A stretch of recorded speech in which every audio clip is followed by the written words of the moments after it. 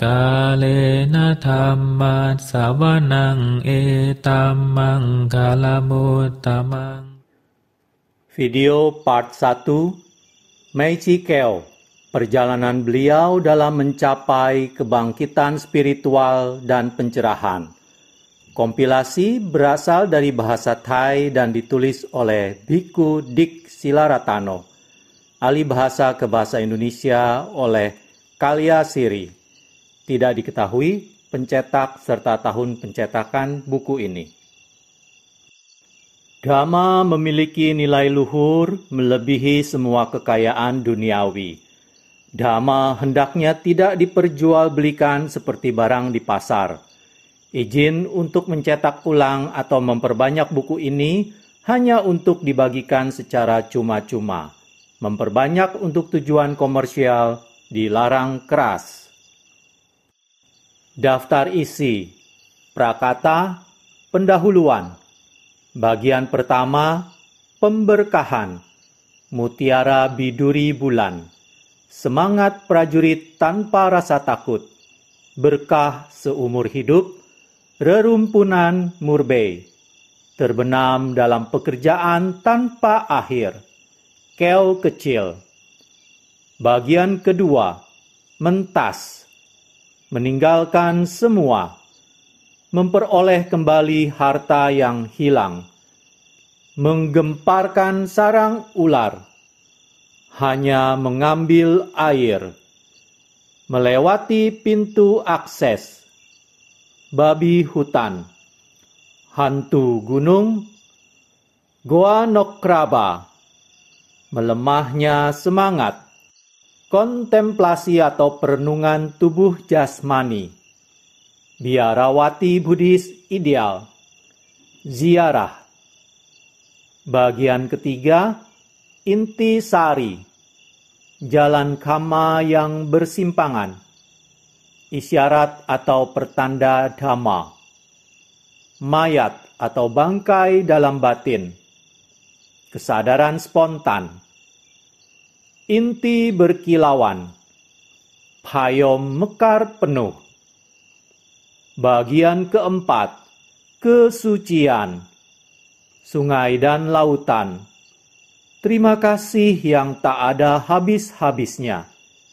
Janji seumur hidup, batin yang suci.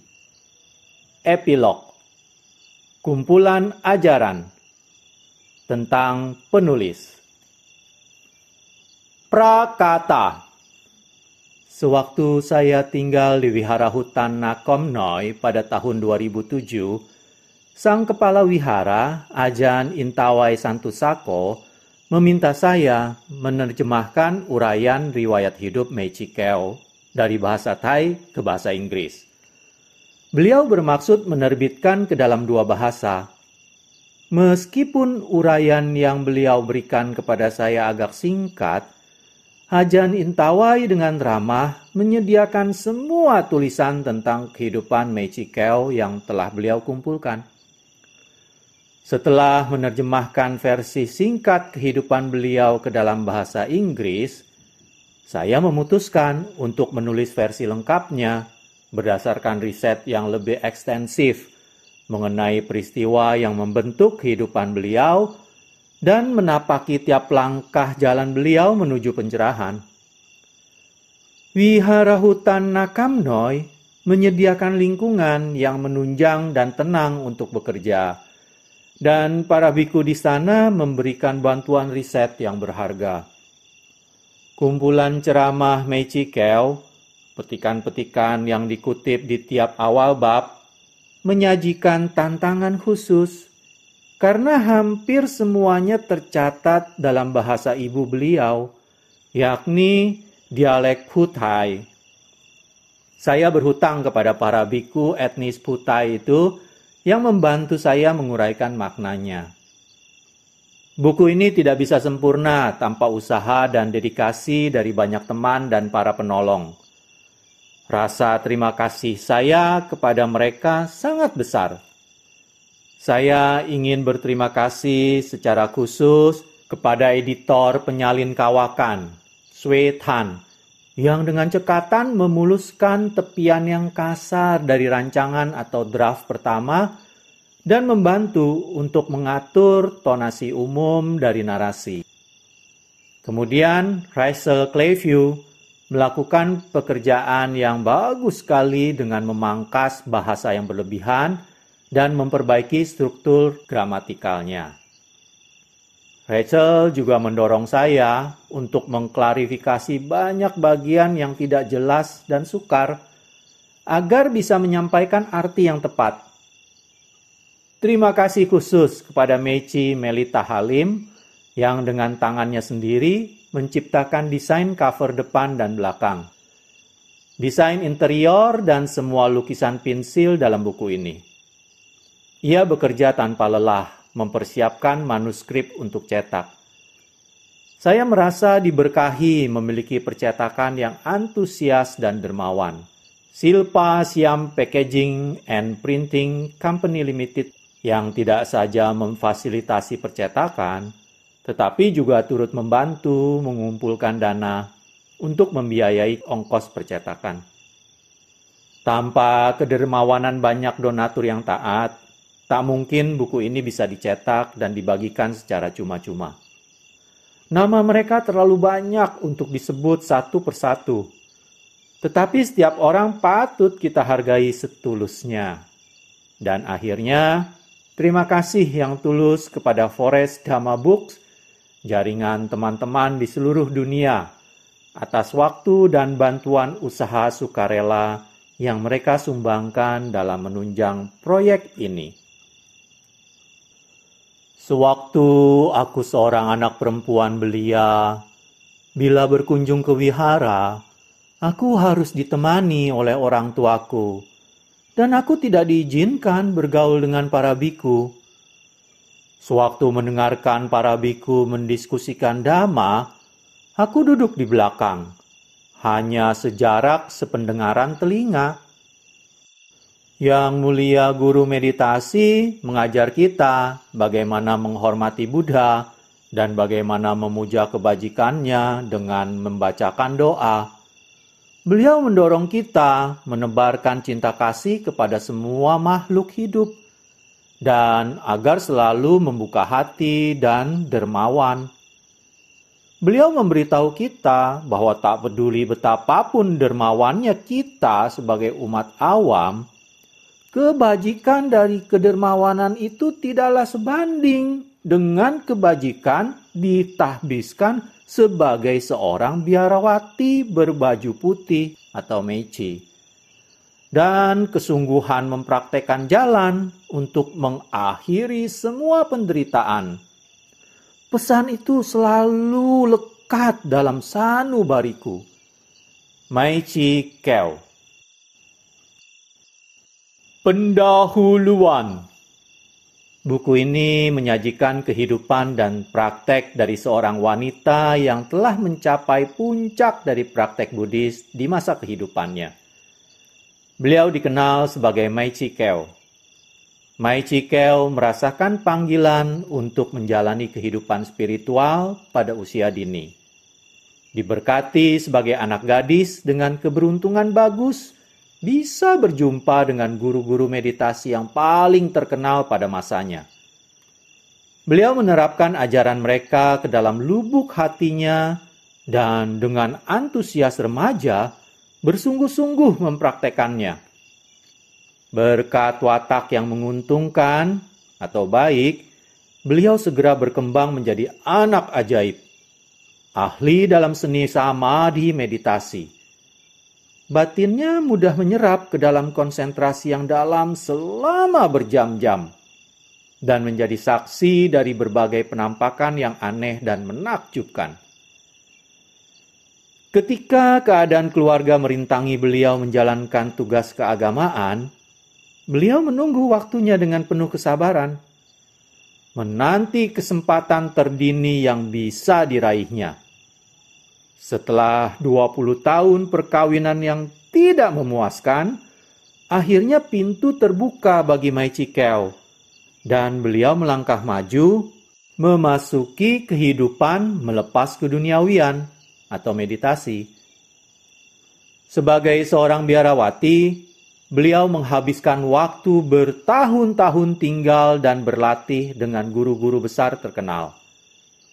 Mereka seringkali memuji kemampuan meditasinya yang luar biasa, terutama kecakapannya atau kemahirannya dalam fenomena cenayang atau psychic.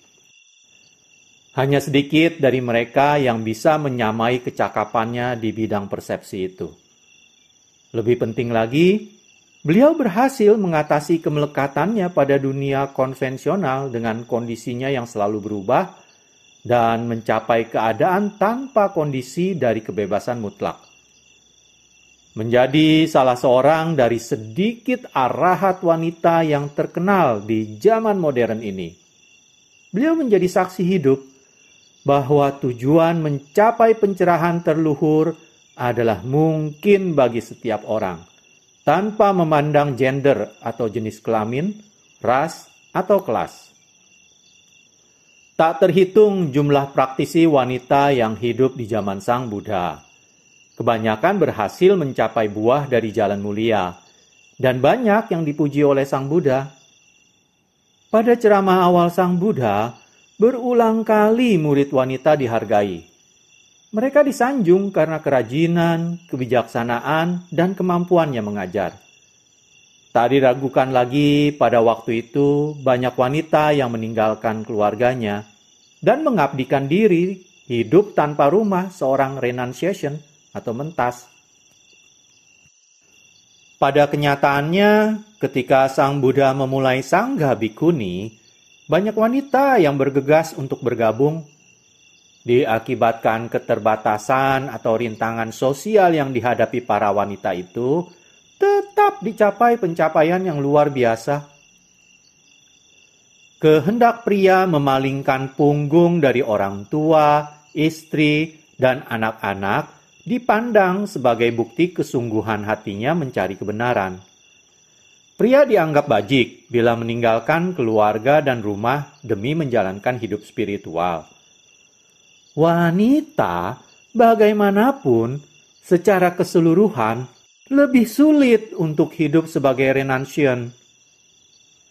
Meskipun jauh lebih tidak bebas daripada pria, wanita tak dapat meninggalkan keluarganya tanpa harus mengemis izin dari suami yang bimbang, dan mereka biasanya dirintangi oleh tugas menjaga orang tua yang sepuh atau anak yang masih kecil. Dengan memulai Sangha Bhikkhuni, Sang Buddha membuka kesempatan unik bagi wanita untuk menjalani hidup tanpa rumah dan melintasi adat kebiasaan umum dan rintangan budaya. Beliau juga mengakui bahwa wanita memiliki kemampuan mengerti dhamma yang setara dengan pria. Pernyataan yang cukup radikal di zaman itu. Sangha Bhikkhuni adalah komunitas biarawati yang didirikan oleh Sang Buddha. Tetap merupakan sangga yang berkembang selama lebih dari 1000 tahun, tetapi perlahan-lahan garis silsilah ini mati akibat kelaparan dan perang. Karena tak ada mekanisme untuk bertahan yang disediakan oleh Sang Buddha, satu-satunya pentahbisan yang terbuka bagi wanita di negara Theravada saat ini adalah pentahbisan sebagai biarawati yang menjalankan 8 sila atau 10 sila. Di Thailand, norma biarawati adalah menjalankan 8 sila. Mereka dikenal sebagai Meichi. Sebagaimana biku, para Meichi juga mencukur kepalanya dan menjalankan latihan yang biasanya tidak dijalankan oleh umat awam. Mengenakan jubah putih yang mencerminkan pembagian yang tegas antara orang yang ditahbiskan dengan umat awam. Seorang Meichi menjalankan peraturan disiplin standar, mencakup busana yang sesuai, perilaku, dan mata pencaharian. Ia tidak diperbolehkan menerima upah, menerima bayaran untuk kerjanya, atau terlibat dalam jual beli benda dan pelayanan. Ia diinstruksikan untuk selalu ingat bahwa penampilan bermartabat dan perilaku yang jadi panutan bisa mendorong orang lain tertarik untuk menjalankan kebajikan praktek Buddhis. Umumnya Meiji tinggal dalam wihara yang diurus oleh biku. Sejumlah kecil hidup di cetia mereka sendiri, yang biasanya masih berasosiasi dengan wihara setempat. Wihara yang berorientasi pada praktek, terutama yang mengacu pada tradisi hutan Thai, memberi kesempatan bagi wanita meluangkan waktu dan menyediakan kebutuhan pokok yang mereka perlukan untuk mengejar kehidupan, meninggalkan duniawi dan meditasi. Karena alasan ini, banyak wanita yang memilih kesempatan praktek yang ditawarkan dalam komunitas Meiji yang berafiliasi dengan wihara tersebut. Orang merasa kekurangan dari pengaturan itu adalah status biarawati jelas diturunkan menjadi sekunder setelah biku. Keterbatasan ini mereda sampai batas tertentu akibat pengertian Buddhis yang menyatakan bahwa otoritas dan pangkat dalam pasamuan atau sangga adalah konversi sosial hakiki yang diperlukan untuk menjaga agar pasamuan berjalan lancar. Posisi wanita dalam hierarki tidak mencerminkan nilai hakikinya sebagai wanita. Pemisahan antara pria dan wanita menjadi amat berkembang di kebanyakan budaya dan cukup alami untuk mengalaminya dalam konteks agama. Tetapi gender adalah sementara. Ia timbul dan pergi, terkondisi oleh kama masa lampau, semacam takdir. Hakikat atau esensi seseorang adalah tanpa nama dan nirbentuk atau tanpa bentuk. Maka dari itu, tanpa karakteristik pria atau wanita, ini adalah prinsip fundamental dalam agama Buddha. Dengan atribut diri, identitas diri adalah kosong dari hakikat inti. Semua hal yang membuat seorang manusia menjadi unik berubah terus-menerus dan pada akhirnya hancur. Setiap pribadi adalah terus-menerus berhenti untuk menjadi seperti sebelumnya dan menjadi sesuatu yang baru. Faktor-faktor itu cenderung dipahami orang sebagai diri atau aku, adalah tidak permanen dan cepat berlalu. Semua mengenai bentuk tubuh jasmani dan batin pikiran dan perasaan adalah tanpa hakikat atau nilai intrinsik dan terikat untuk terurai. Karena alasan itu, melekat pada tubuh dan batin atau pikiran adalah sumber utama dari sakit dan penderitaan. Realisasi dari intisari pikiran, bila ditelanjangi dari semua karakteristik luarnya, adalah tidak melekat pada jenis kelamin atau gender, pangkat atau status. Membebaskan kita dari konsep terpisah atau identitas umum yang menghalangi perkembangan kita dan membatasi kebebasan kita. Semua perbedaan konvensional harus dilampaui jika kita mau memutuskan ikatan yang mengikat kita begitu erat pada siklus kelahiran dan kematian. Dalam hal ini, semua umat manusia berdiri sama rata atau setara. Karena fundamental delusi atau penipuan batin yang harus diatasi oleh setiap orang adalah sama. Tak ada yang lebih ajaib daripada batin. Apa yang bisa dilakukan oleh batin yang terlatih adalah luar biasa. Secara alami, batin Meiji Kyo cenderung berani dan dinamis. Mimpi yang bersifat ramalan dan penglihatan cenayang timbul tanpa kesukaran dalam meditasi beliau. Kecenderungan cenayang beliau merupakan kelemahan sekaligus sumber kekuatan. Selama bertahun-tahun daya tarik mereka membutakan beliau dari perlunya menahan diri. Kemudian, ketika beliau belajar mendisiplinkan batinnya, maka beliau mampu menggunakan kemampuannya secara mendalam dan mengagumkan. Tetapi mewarisi kecenderungan batin beragam makna dari satu orang ke orang lainnya, beberapa orang, seperti Meiji Kyo, cukup aktif dan berani atau suka bertualang. Yang lain lebih cermat dan hati-hati. Masing-masing memiliki keuntungan sendiri dalam meditasi. Batin dinamis Meiji Kyo membuatnya maju dengan cepat sepanjang jalan praktek, yang dirasakan sulit dan lambat bagi kebanyakan orang. Tetapi jarang menemukan orang dengan kombinasi derajat keahlian dan kekuatan pikiran seperti Meichi Kyo. Karena itu, hampir tak mungkin bagi orang rata-rata untuk menandingi jajaran persepsi batin adibiasa beliau. Aspek-aspek dari latihan beliau tidak sesuai sebagai panduan meditasi bagi kebanyakan praktisi atau umum. Pada tingkatan lebih mendalam, praktek Meichi Kyo menunjukkan jalan melewati kondisi kelahiran dan kematian yang selalu berubah menuju ke hakikat kebebasan sejati. Pada batin di mana realisasi itu terdekat, ada perbedaan fundamental antara dua aspek batin yang amat berbeda, yakni inti atau hakikat batin yang mengetahui dan keadaan sementara pikiran yang timbul dan hilang di dalamnya. Tanpa mengetahui perbedaan itu, kita menganggap keadaan sementara itu sebagai nyata, sebagai batin itu sendiri. Pada kenyataannya, mereka semua hanyalah kondisi yang selalu berubah, yang tak pernah tetap stabil dari satu momen ke momen selanjutnya. Inti batin yang mengetahui adalah hanya satu-satunya yang benar-benar konstan atau tetap.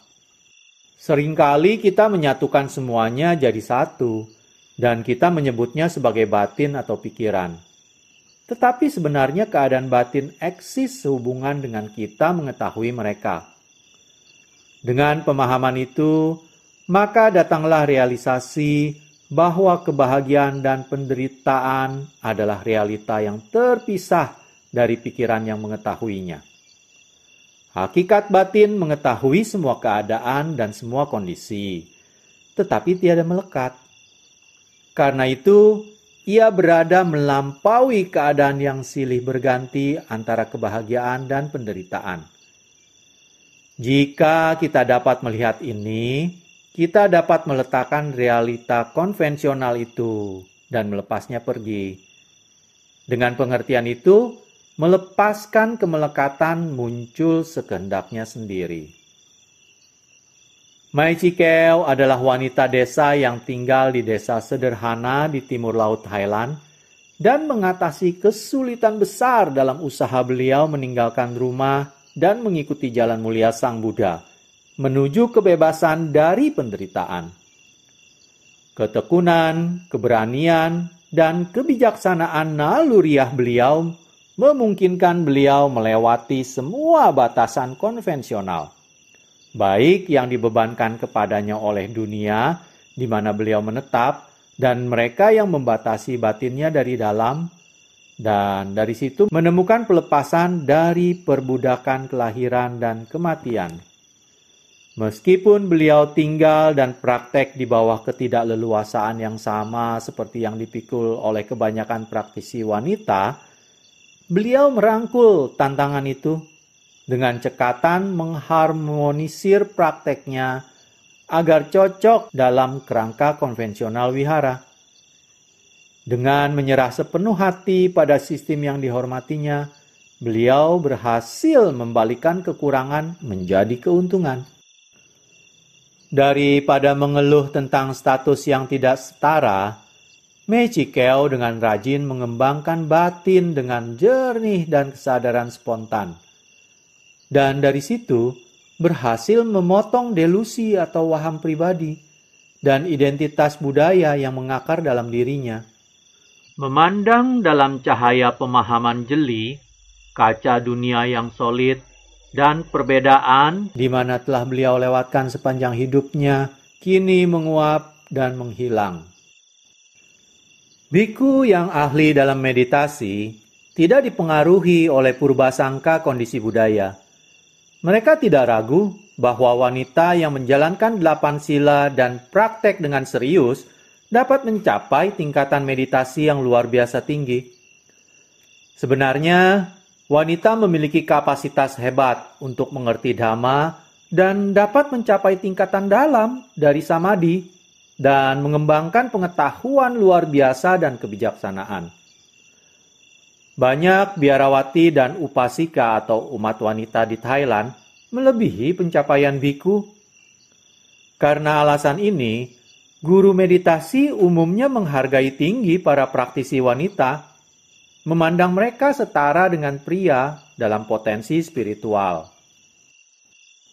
Dalam tradisi hutan Thai kini, banyak guru yang dihormati percaya bahwa wanita mampu mencapai pencapaian batin tertinggi. Mereka seringkali menganjurkan wihara wanita sebagai contoh guru atau panutan. Banyak guru meditasi hutan yang memiliki murid wanita, baik Meichi maupun umat awam. Mereka dikenal sebagai guru sesuai haknya. Para wanita ini aktif berpartisipasi dalam komunitas agama atau pasamuan mereka sebagai meditator terlatih, penyembuh atau pembimbing, dan dihormati oleh penduduk setempat. Meichi Keo adalah wanita tersebut. Biarawati praktek seperti beliau meninggalkan warisan untuk menginspirasi generasi mendatang dan menunjukkan betapa menjalankan praktek Buddhis terbuka bagi semua orang, baik pria maupun wanita. Dalam hal kehidupan Meichi Keo ini disajikan dalam bentuk kisah riwayat hidup atau biografi naratif.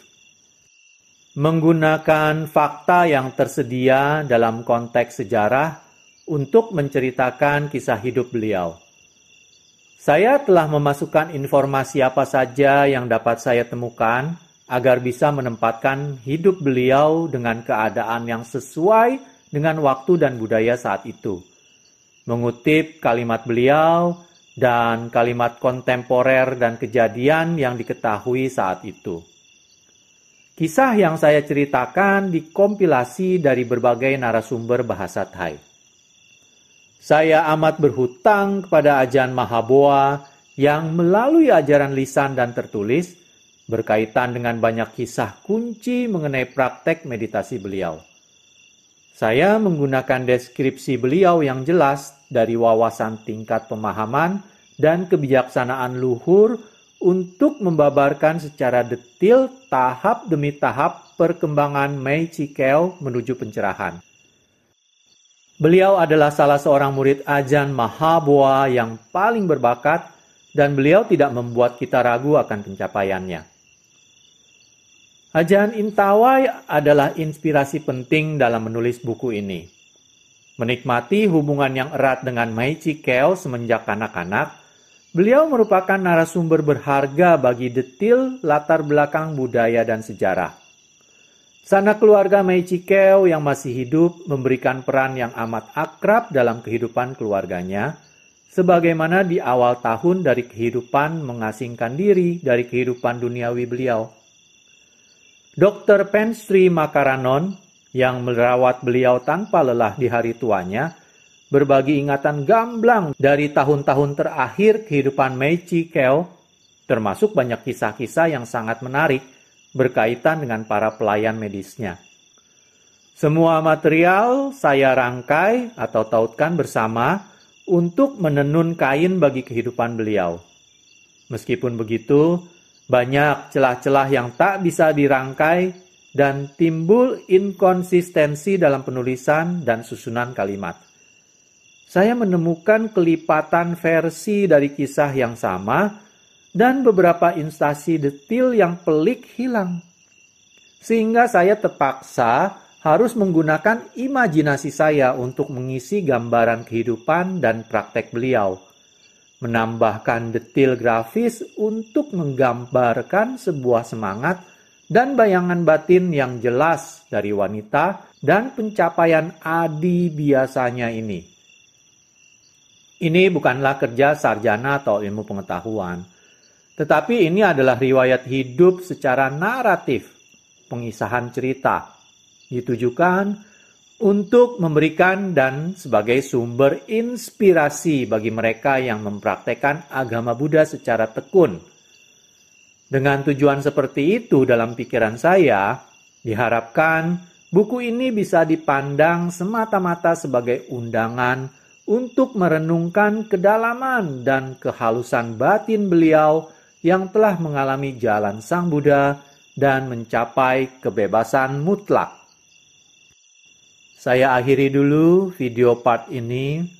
Pada video part kedua, kita akan mulai membacakan bagian pertama dari buku perjalanan Meiji Kel dalam mencapai kebangkitan spiritual dan pencerahan. Semoga dengan pembacaan buku ini dapat memberikan inspirasi bagi para bapak, ibu sekalian, serta teman-teman semuanya. Semoga dapat membawa manfaat. Terima kasih. Kalena dhamma savanang etammang kalamutamang